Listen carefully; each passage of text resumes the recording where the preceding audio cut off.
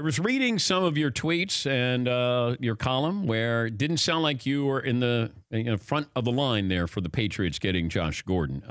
So explain to the audience your thoughts now that the Patriots have Josh Gordon, how this will work out. Well, the reason I wasn't, excuse me, is because if you look at, the train has left the station. Pardon me. Train has left the station. The season has started. This is one of the best teams in the AFC, certainly, perhaps the NFL.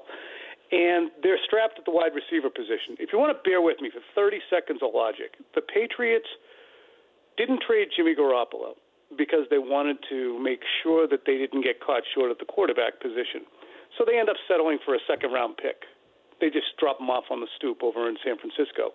Meanwhile, before the draft, there was such urgency to move on from Brandon Cooks so that they could have draft collateral that they traded him before the draft for a 1. And at that time, all they really had in-house was Julian Edelman, Chris Hogan, hopefully Jordan Matthews, then Kenny Britt, Malcolm Mitchell coming back from an injury, and they added Cordero Patterson.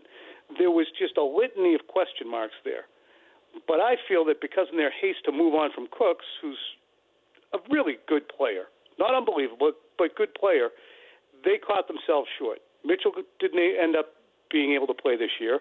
Patterson's unable to really immerse himself in the offense. Matthews didn't make the team. Britt got cut because of a hamstring. Edelman gets suspended. So now you're sifting through the junk drawer of the Cleveland Browns and Buffalo Bills. And, yes, Josh Gordon's unbelievable, and I wish him the best, and it'll be fun as hell if he does well, Dan. But advanced planning could have had the Patriots looking at this and saying, he's a great player, but he's not dependable. Instead, they're going to depend on him. When does Gordon show up, and is there a chance he plays on Monday night? He still needs to have a physical. It'll be Sunday night, Dan. Sunday night, isn't it? Sunday night. Oh, Sunday night. I keep saying Monday night, so Sunday night.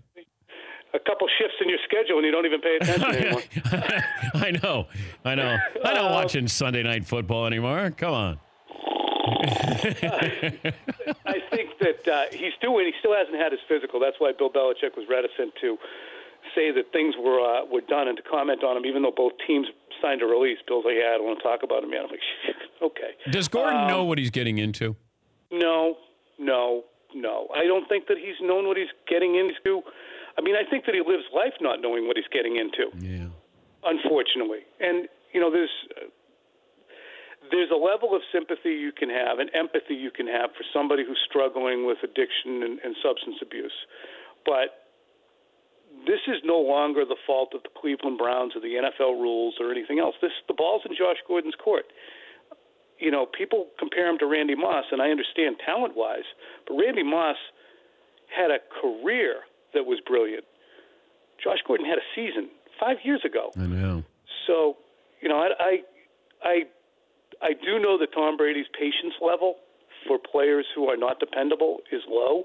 Doesn't matter how talented you are, how high you can jump, or how fast you are.